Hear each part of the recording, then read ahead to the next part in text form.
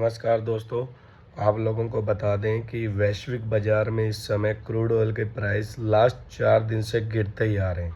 और इसका सबसे बड़ा कारण है अमेरिका के द्वारा जो ईरान पर प्रतिबंध लगाए गए थे, वो प्रतिबंध अब हटा दिए गए हैं। और सबसे बड़ा फैसला है कि ईरान को जो ईरान तेल निकालता है, उत्पादन करता है, उसको 70 दिन की छूट दी गई है अपना तेल बेचने के लिए। और वैश्विक स्तर पर वो अपना तेल बेच सकता है।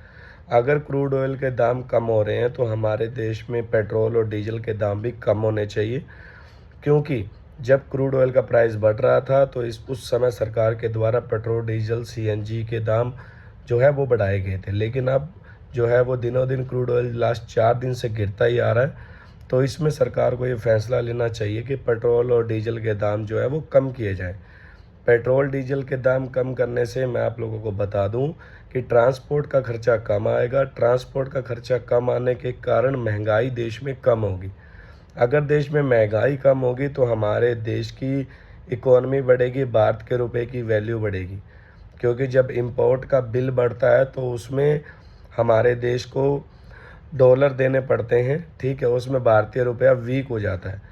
लेकिन हमारे भारत के रुपए की वैल्यू तब बढ़ेगी जब हमारे देश में जो महंगाई है उस पर काबू पाया जाएगा।